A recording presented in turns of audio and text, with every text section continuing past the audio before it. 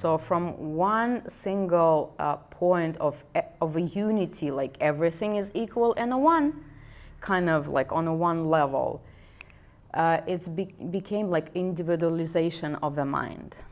From the being, the part of this system, this matrix, to the individual being, this path is leads by a snake.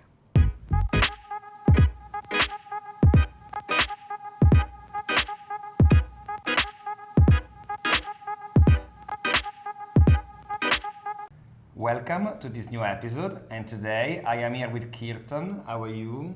I'm very good, thank you. Very nice. So Kirtan is a Kundalini Yoga teacher and a Vedic Astrologer. First of all, I'd like to ask you, what is your journey in life? The most part of my life, until 30 with something, I was a completely different person. Yeah, I lived completely different life. I was living in Russia. I was working in show business industry. Yeah, dealing with the concert, with music festivals, and had a very much of a rock and roll life. Sounds very interesting though. Was it a lot of fun, yeah? Too much fun. Probably too much fun. That was a kind of a problem with the time, you know, because of course this tiredness and the stress, you know, was having ups and downs, and the downs was more obvious with the time. So I always had the dream to live somewhere where is a really good weather, because myself, I'm from Russia, from St. Petersburg, and we have a very how I say, like very rainy weather, like like UK, something like that. Yeah, doesn't sound very good. Same with food, I guess. But it's very nice place. It's very artistic, very mystical place. But to live there like all your life, you kind of need to get used to that you have like a sunshine maybe one time a year. Okay. And this is not very good for your nervous system now. And I loved Thailand. I really love it. And I had the chance to go to the Thailand for some time, for like half year. I was living with my friends, and there was the first time when I started to go to the yoga constantly.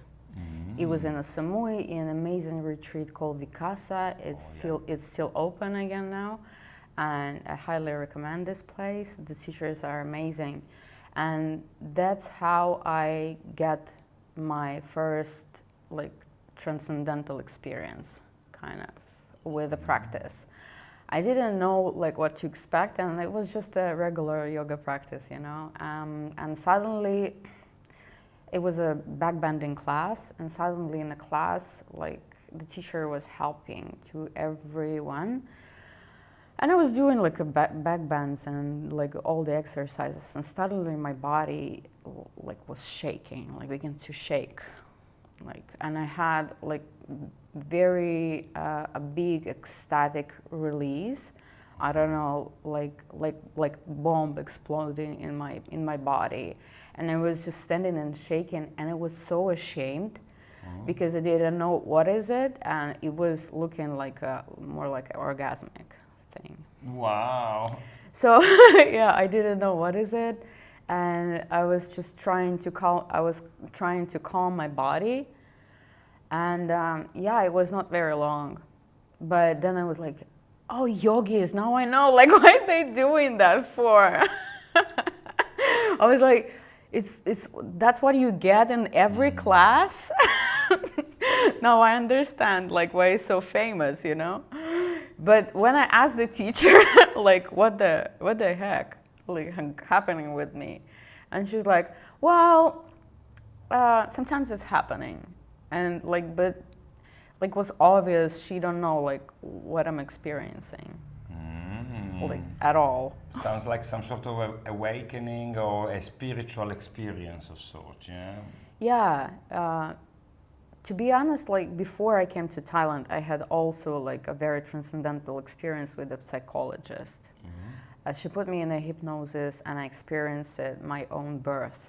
Energetical. Wow. So I think like that was pretty much like something that was pushing me onto like the path that I'm on now. Sounds very interesting, you know. What you're saying resonates with me because I had something similar in Dharamsala in northern India.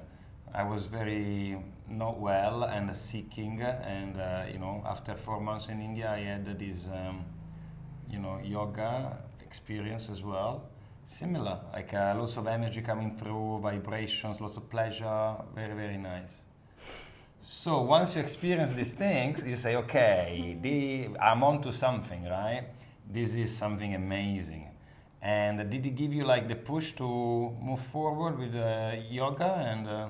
I was suddenly like begin to change completely, like a totally new person. And for myself, it was very unexpected and like painful. I didn't know what to do, like how to communicate with people. The communication is not working anymore. So I had a suggestion to go to meditation retreat. So, and it became my journey with the meditation retreats, and I really enjoy the Buddhist meditation. It gives me lots of insights, and I got how to meditate. It was an amazing experience. And I had a very warm communication and relationship with the monks and with the people who was holding the retreat. Okay. So with the time I was helping them. Like, so I would come, but I will be not only like meditating, but also working. As a volunteer, yeah. Yeah, as a volunteer, and then the holder like of a space, like organizing the thing. So that was a very interesting. They gave me a visa, like I had little payments also. So it was like nice bonus. It was a little bit, but it was most pleasurable job I ever had. Yeah, I was feeling like this path of a service is the best part, you know, is the best path. And yeah, I was very, very happy. And one time I came out and some job offer appeared in Thailand, so I took that offer. But still I was practicing yoga every day. And I was working 6 days, 2 days off, and still practicing. And at that period, the love to the Vedic astrology came into my life, because of course we had the urge like to know like who we are and what we are going to and what's happening with us, to have a kind of like understanding why all these things are happening with me and where I should go, where I should be. And of course the astrology is giving all these answers if you are persistent and you want to learn.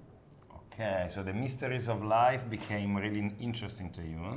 Yeah. You started learning about Vedic astrology, is that right? Yeah, because you know the people who's practicing yoga much more related with the Vedic deities, and everything comes from the one source, from the Vedas. So we have Ayurveda, Vastu, astrology, yoga. Like all this ancient knowledge came from there. So if we're practicing one, practicing another, and everything like complementary fills each other. Yeah, it's a whole system with different aspects to it, if you want. So you became a Vedic astrologer before becoming a Kundalini yoga teacher, is that right? Exactly. Cool. And so you started learning Vedic astrology and going deep into it, and same story as before, very interested, easy for you to just dedicate time to it? Yeah, it was very interesting because like I was working, and then at home I was studying, so it was like constantly, and in the morning I was doing yoga, and then in the night I was doing yoga. So it was like I was with this work I was supporting my studies, to be honest, like this, but it was never been my passion. And actually, I understood when I was studying the Vedic astrology, the nice thing that you have your soul planet, like everyone. Got 2 soul planets, the sun, which is for everyone, and another planet. And my planet is Venus, and nakshatra, that it is, like the lunar mansion of the Venus is Ashlesha, and Ashlesha means snake. Kundalini snake. And like when you like know these small symbols, like they're like, okay, maybe that's why I was drawn to that, you know. Sounds cool. Yeah. And I always knew that I will be on the path of a Kundalini, but first I went to India to pass my astrology exams. The idea was to stay there for a little bit and then go back to Russia. But then I stuck there for a half year. India is a bit like that as well, like Koh Phangan. But it was not just one place. I was traveling. I traveled to Dharamsala. The Dalai Lama was there. And to Govardhan and Vrindavan. In Govardhan, I met the Kriya Yoga teacher. In Vrindavan, I met the Krishna people, the ISKCON, which is like amazing experience. I was living with them 1 month. So much love. Chanting all the time. Yeah, chanting all the time. Every day is a devotion. Like every second of your life is a devotion. It's just, yeah, it's amazing. And then I went to the Rishikesh and I was serving in an ashram, Paramatniketan, like a sevak, like volunteer. I was doing a social media for them for 4 months. That was experience. Amazing people and amazing experience. And then I went to the TTC. Of course, I was enjoying Ashtanga a lot at that time, but I knew that I need to do Hatha first. So it was like Hatha, Ashtanga, TTC, and I had that experience again, like what I had. Shaking. Like, in Vikasa, I had it again.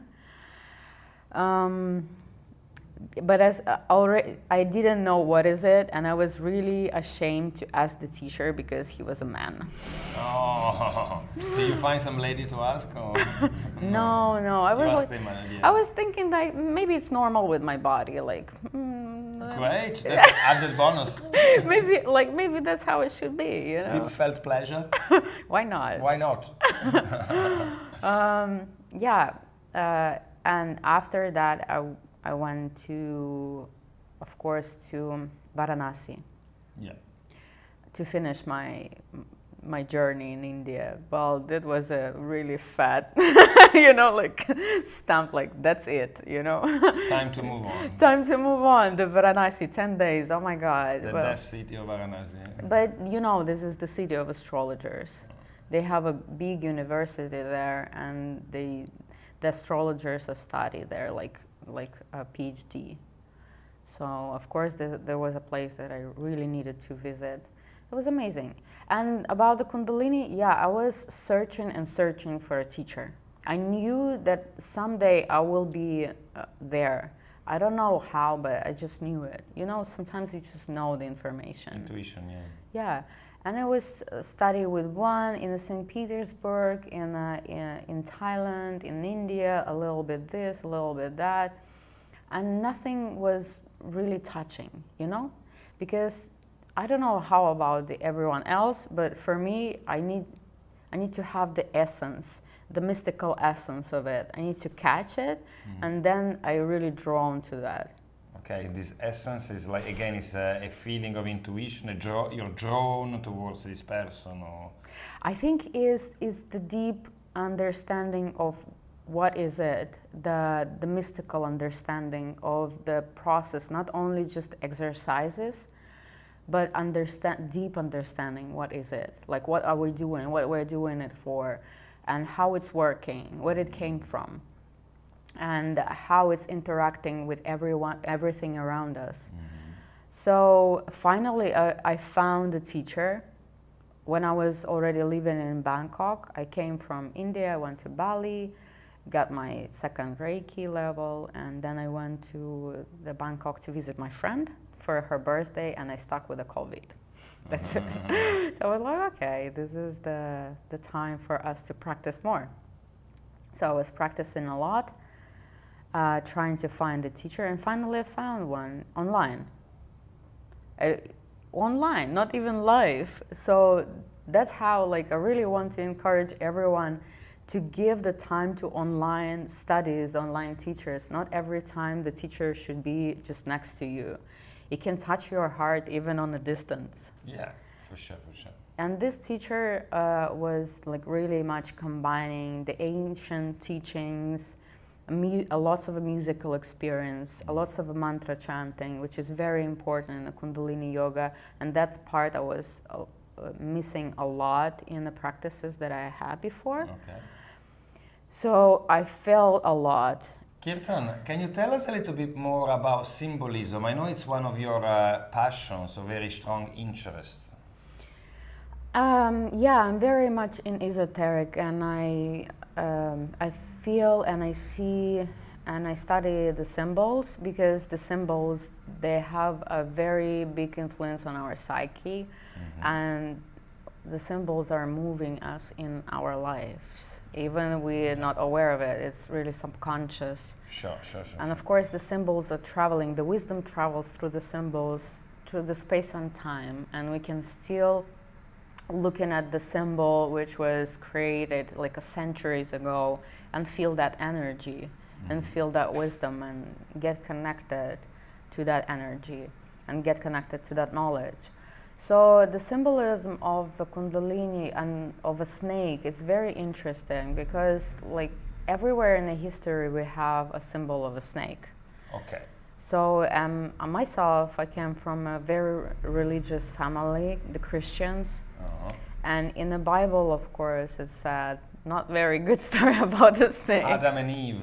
Yeah. We start all from there, you know. Yeah. The snake. There was a snake. The Old Testament. It was a snake. The snake was smarter than all the other creatures in Eden, and he tempted Eve, and Eve tempted the Adam, and that's the fall of the man happened. So theology, and if we are studying the Old Testament, the God saying, "Oh dang," so the Adam ate the apple of knowledge, because he ate the apple of knowledge, and now he got the same knowledge as we have, and thanks to the universe or whatever, he didn't eat the apple of eternal life, so he can be like the same, like immortal, and in the heavens is not enough space for all the gods, and the space is very limited. So it was very interesting story, and especially for Agnostics. Can you explain what agnostics? This is a mystical Christians, the people who are really like doubting this philosophy of some God who created so much suffer on the earth and who did that thing. And in some of the Gnostic philosophies, the snake was the first emanation of a Jesus. In some of them, it was a Sophia, the soul of the world. But their beliefs is that the God is blind. God is blind, and he's a very like tyrannic. Okay. So and the snake who gave the knowledge to the first humans actually did the good. Okay, so it was a positive symbol to start with. Yes, it was a positive symbol, and when we see like lots of books of theologists who were like going deeper into that, we see that the place of a Eden itself, when everyone was the equal, the animals and the humans, they living in the equal environment, and they knew no death. Why they knew no death? Because the animals, they don't know about the death. They just live and then they die. Sure, the animals. And the humans, they know about the death. You're already 10 years old and you're scared of a death. You know that the one day you will die, because you have the ego, because you have a consciousness. And actually the snake gave that consciousness to the human, and thus the evolution started from there. So from one single point of a unity, like everything is equal, and a one, kind of like on a one level, became like individualization of the mind. Okay. So, and now we know that we're going to be dying. Yeah. And that changes life, because fear comes, yeah? Yeah, of course, the fear of death is the fundamental thing. Yeah, it's the most powerful, the energy mover, kind of. And everywhere in history we have this lineages that that's something that is symbolic with the snake moving us on the next level. Okay. On the next level, the creating a separation from what was before and what happened after. Before you were a part of a system, before you were a part of a lineage, like ancestry, your family, and you were happy in your own world, in your own system. And you were happy living your own small life, going to the work and then sleep, but then the idea came that something is wrong. Something is not unfair, or maybe like some small idea. And you became in like day by day, feeling that idea, thinking that thought. And finally you have your, the big boom, you know. The realization. Realization. And you change your life. Yeah, and you're changing or you're not. Or you're sleeping again and you again like consumed by the matrix, or you awaken it and you go on another level. So this, from the being the part of this system, this matrix, to the individual being, this path leads by a snake. Wow, seems like Jungian philosophy a little bit as well. Yeah, Psychology, anima. right? Yeah, of course, the understanding our own anima. Yeah, and also the identification of, or you know, at the beginning we are one with society, one with matrix. We think that our persona is, you know, ourselves, so we identify completely with our ideas and our lives, etc. But then something changes, and there's the individualization, I think, of Jung, where you start learning and knowing that you're not this persona, and you move forward towards a more complete maturity of the individual. Yeah, you're beginning more understanding of what's going on around, more aware. And that's the snake in Christian philosophy. How about in Vedic? So if we take in the Indians and talking about the snake, what we can say about the Kundalini, yes, it's a Shakti, it's the female energy. Yeah. And it sleeps in every human, doesn't matter, it's a man or a woman, on the base of the spine, 3.5 times coiled, that's why it's Kundal. Translation. So, and when it's awakening, it goes through all the chakras, purifying your whole body system. And when it reaches the final destination on the top of your head, you became like enlightened. So it's the same thing, basically? Basically, but not exactly. Because from this the philosophy is more here complicated. So from your own individuality and you feel of your own separation, your own ego and the other world. You go into the unity through the divine energy. So it's a unity with like here we had the system and then the individuality. And here we have a very poor individuality who thinking that it's separated from the outside world. And through this Kundalini awakening, you have this, you're merging with the universe, with the divine. Again. There's a lots of books which is telling us about the Kundalini phenomenon. The Green Bell or Gopi Krishna, they telling about their own experiences. And the one thing that should be understood, that we need to be prepared for that. If we are not prepared for that, for the Kundalini awakening, it can be very damaging for the consciousness, for the mind, and for the body.